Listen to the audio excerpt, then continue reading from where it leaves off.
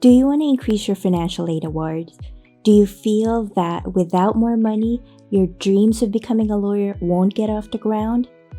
We talked to the Dean of Admissions at a prominent law school in California on some insider tips on how to increase your financial aid. Let's chat about that. Let's go.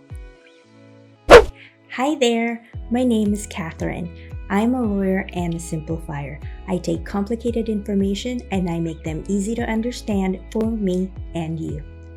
During the pandemic and while we were on lockdown, I partnered with a very good friend of mine who is also an awesome attorney, Tally Goody.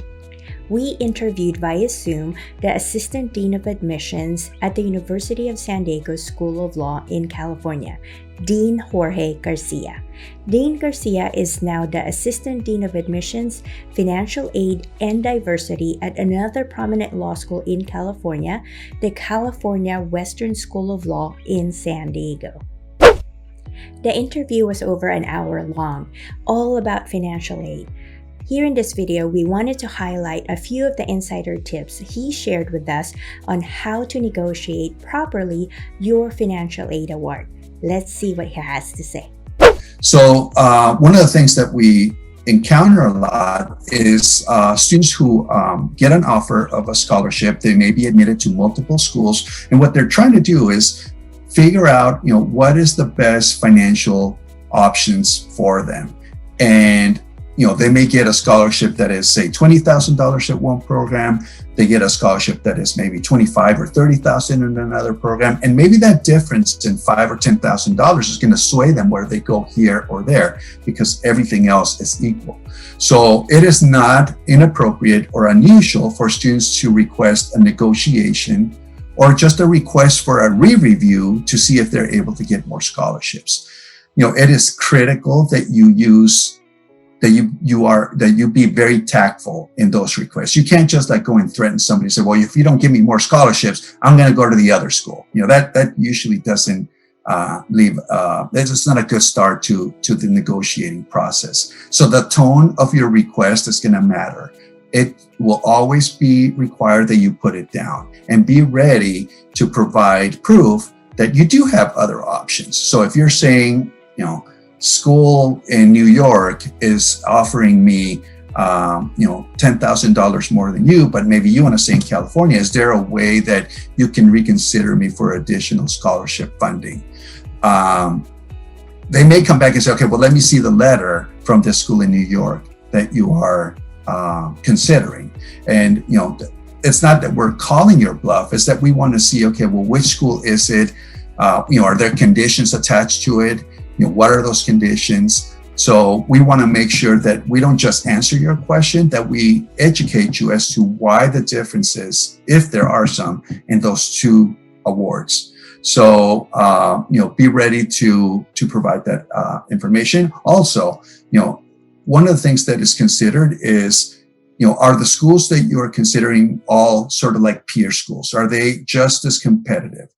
I'll give you an example. If I was to award somebody $30,000 and they somehow managed to get admitted at Harvard, you can't expect Harvard to give you the same scholarship that I'm giving you. We're not the same type of institution. Those are, T14 schools. They're very selective. So in many cases, they may offer you an admission, but no scholarship, where I'm offering admission, but I'm offering you a scholarship because in my pool, you may be considered very strong, and their pool, you may not. So just be aware that just because you're getting a scholarship from, X school doesn't mean that everybody else is going to match it. There are differences. And whenever you have additional information that could improve your position, you want to provide that. So for example, if you take an LSAT exam again, and all of a sudden your score jumps, that could mean that you are now in a new tier, and that could warrant an increase. Also, if you applied in September, and the last grades that you submitted were those of either the past summer or the prior spring, but now you completed your fall term and you got straight A's, which means that you got a 4.0, you do want to submit a new transcript, because that may mean that you may look just stronger and it could warrant an increase just based on your continuous hard work. So, that's also something that you want to keep in mind. Dean Garcia also provided us with specific examples on what not to say and what to say when you're negotiating your financial aid award. The key word here is tactfulness. Let's listen. So here's an example. Not every law school negotiates, okay?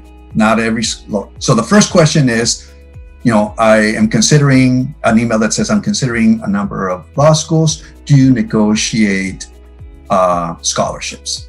If they say yes, some schools actually have a form you need to complete as part of the negotiation, right? Because negotiating means that regardless of what everybody else's award is, I'm interested in mine, and I want to leverage some other offer in order for me to get more, right? That's the negotiation piece, that you have these other options. You can't negotiate if that's the only school that admitted you. What's your other option? Not attending, right?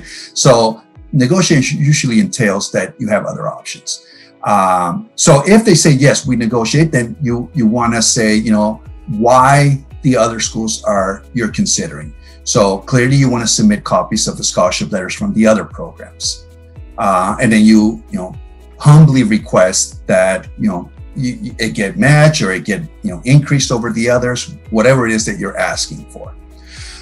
There are some schools that don't negotiate, like I don't negotiate. The fact that you got a scholarship at another school, well, that's great, but I am making awards based on the strength of my pool of applicants and how you fare against that group of people. The fact that you may be considering a school in New York State, well, that's great, right? But I don't really care how they award. I'm concerned about the fairness of my process. If I'm going to increase an award for one person because their GPA and LSAT show something, then in fairness, I should go do it to everybody else who does it. And the reason I say that is because culturally, there are some people that they're not accustomed. That's not part of their culture to negotiate. And why should they be punished? Because they don't know how to do this. So whenever I make an increase, I try to be as fair to everybody else. So it may mean that while you may be asking for $5,000 increase, I actually may have to make like $50,000 because there's like 9 other people that look similar to you. So what I will do is I will entertain requests for a re-review, right? So I'm more than happy to go back and look at the application, make sure that I didn't miss something, that I didn't under-award you. And in cases like that, there have been cases where I will reevaluate it because maybe the person submitted an extra, they just submitted a fresh transcript that showed more another term with very strong GPA, and maybe that warrants the increase. Or maybe they took the LSAT again and they scored much higher than they had originally, and that may warrant an increase. Because now I want to be fair to this person and put them close to what other people similar to them do. So, I think what you don't want to do is like come across as like you're threatening to withdraw if they don't give you more money. There's one person that emailed me today and says, I have $30,000 from a school in Chicago. I'm giving you a chance to like keep me. I was like, you know what? Bye. I didn't even look at it. If that attitude really leaves a bad taste in your mouth, and is this really the person I want to have there for 3 years? I don't want to have that type of the conversation every time I bump into this person. So it's very important that you request, not demand. Even though not all law schools negotiate their financial aid award, you won't know until you ask. As Dean Garcia said, make a request, not a demand. If you learned something new from this video, please like, subscribe, and share. My son created these for me in support of my YouTube video. Please support our YouTube video again by clicking like, subscribe, and share. Thank you for watching.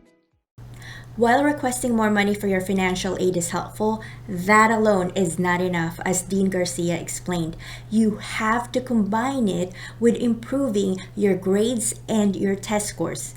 In this video here, I'll show you how to do that and also how researchers have used those study skills to show insane results in test scores. So do not ignore this video if you want to get higher test scores in your exams.